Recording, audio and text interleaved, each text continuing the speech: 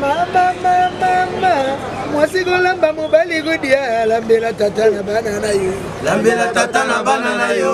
Lambela tata na banana yo. Lambela tata na banana yo. Lambela tata na banana yo. Lambela tata na banana yo. Mama, mwasi kolamba mobali godia lambela tata na banana yo. Lambela tata na banana yo. Lambela tata na banana yo. Lambela tata na banana yo. Alpha Kitchen yangone makambo bana basi lelo ba jeune fille nga bola nga mama na bino kisinjora botika no mama ba Facebook suka moi sabala il faut lamba olingo linga te tika trop WhatsApp surtout ba obokola na poto trop WhatsApp trop Facebook kota kaka to s'abonner mingi pa to kota pena to s'abonner na Alpha Kitchen cuisine koyekola kolamba eri yango ofongola matoi trop Facebook Instagram lobi okobala papa kolinga alia suka mwasi nyonso na mokili fa bala abota fo lambela papa Alpha Kitchen suka na elubu so lingo yekola yo s'abonner kaka ngala boita ngasta coach déjà mama mwasi kolamba mobali godia lambela tata na banana yo. Lambela tata na banana yo.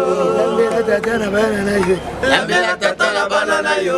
Lamba muteke papa ali ya. Lambela tata na banana yo. Lamba fufu banana yo.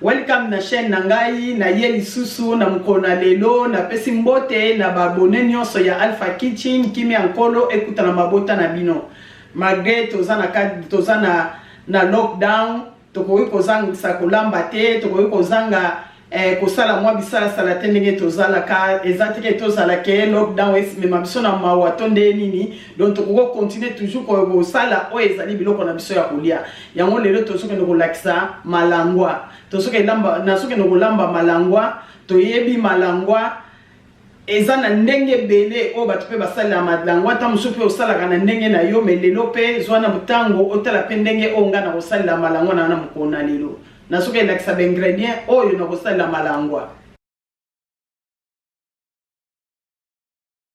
oyo eza malangwa na biso to kolamba mukona lelo malangwa yango malangwa na ngai na saisonaki yango banda lobi po malangwa ekotaka mungwa te bato mingi baboya kango po balobi ekotaka mungwa te yango nga na saisonaki malangwa na nga na fish seasoning na teki fish seasoning na kati ya pona ko saisonner nango na saisonaki yango banda lobi okoki kotia biloko ebele te po leo kolamba lisoko tia yango na salaki na fish seasoning ya pamba o na sali na saisonner nango oyo eza céleri ndembi poiro solo pilipili tomate mayebo ai litungulu njinja toza na huile na biso ya savuka toza na black pepper all peppers muscade yango nde biloko oyo tokosalela tobosani te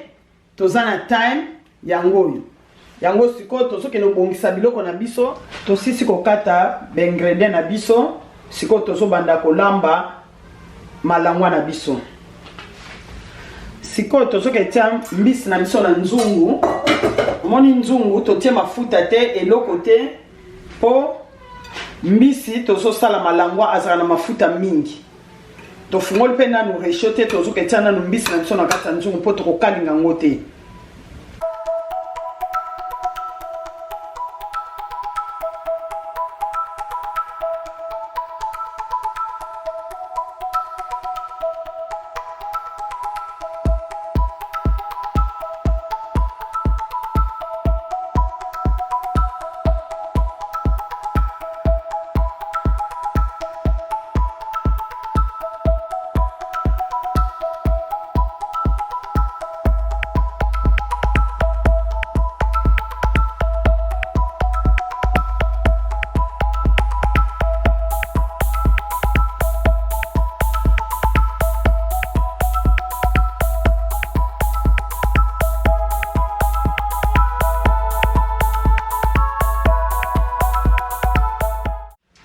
tosisi kotia mbisi na nzungu eloko liboso tozokende kotia eza matungulu.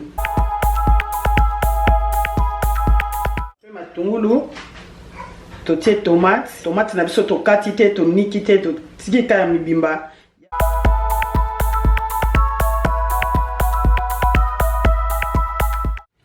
Oyo ezali solo.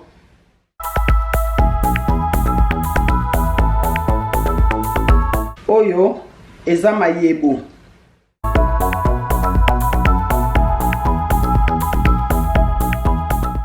Oyo eza poireau.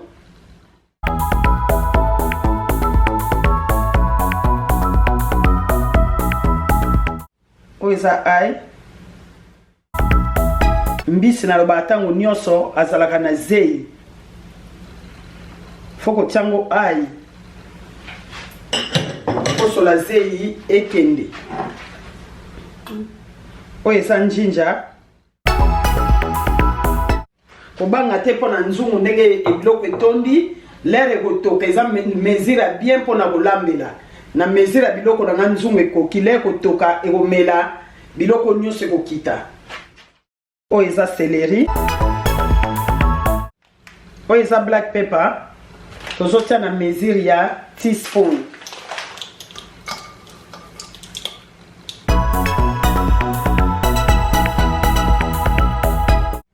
Oyo eza muscade.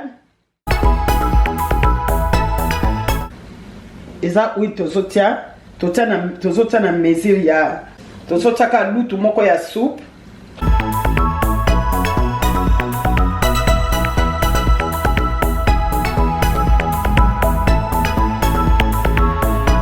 Nde tolobaki mbisa bimisaka mai kotia mai ebele te. Sikoyo tozipiki nzungu na biso.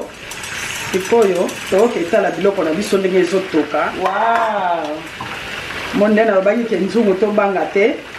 Tandenge bimisi mai toteka kopo moya mukie ya mai. Ndenge pe na lobaki malango azaka na mafuta. Me abimisi mai na toteki kopo ya mukie ya mai. Sikoyo toke etia pilipili. Na teki mbala moko te.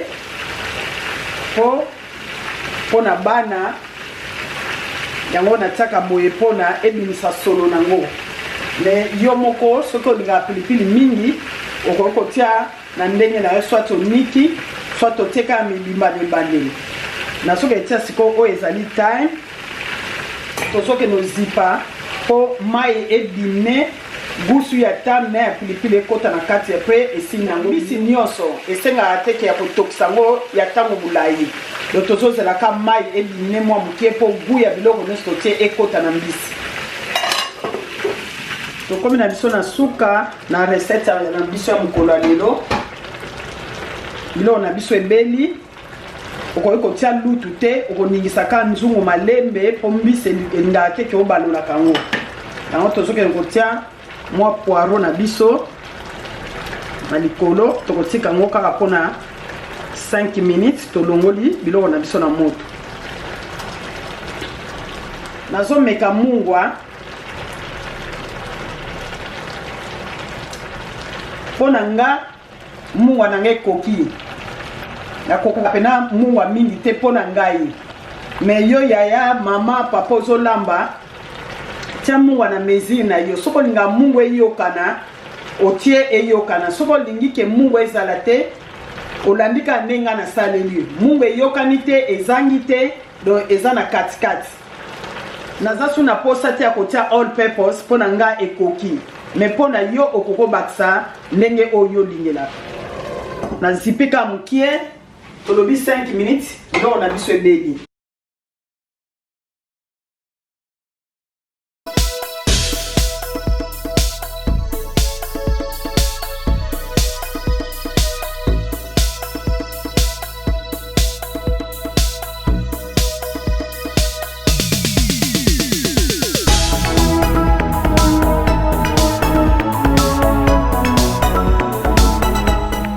Tokomi na biso na suka na recette na biso ya mokolo lelo o ezalaki ya malangwa.